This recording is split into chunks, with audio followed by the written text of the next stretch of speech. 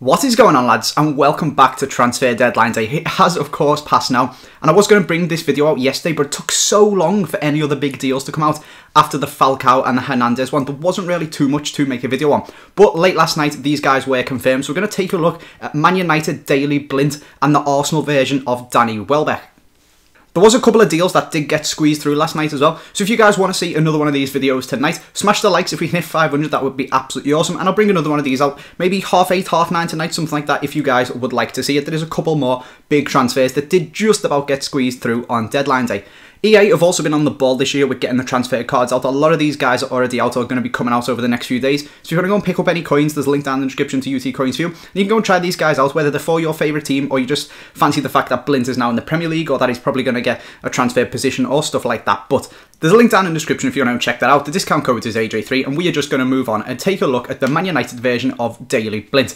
You can see him there. I've put him as a 77 rated centre defensive mid. So this is of course his FIFA 15 prediction. He probably isn't going to get the position change in FIFA 14. He might do. He might be the first one that EA do give it to, but I highly doubt it. He is a silver left back that he is now on FIFA, so he's probably going to be a silver left back for Man United in FIFA 14 when he does transfer over, because they haven't been giving people position change or upgrades. But I think in FIFA 15 he's going to be, first of all, a centre defensive mid, and second of all, a 77 rated one. So he's going to be an absolutely awesome card. Look at those stats. These are the ones from his centre back card that he got for playing really well in the World Cup, and his World Cup card that has now been upgraded to match that. 68 pace, 52 shooting isn't too good, 80 passing though, 77 dribbling, 80 defending, and 73 physical. This guy is going to make an absolutely brilliant centre defensive mid for the Premier League, and he's only 77 rated, so he's probably going to be really cheap to slot in your teams, and then eventually you can upgrade him to Yaya Toure or Ramirez or somebody like that. So a really good player that I'm really looking forward to using on FIFA 15.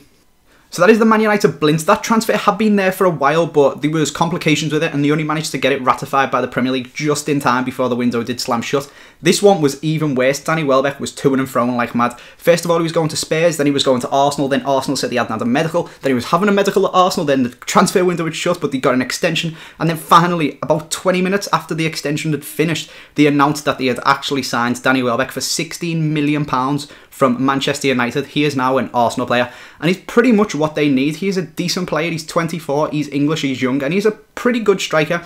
I was expecting them to sign someone like Cavani, Boney, Remy, Lukaku even, someone like that, maybe even Falcao.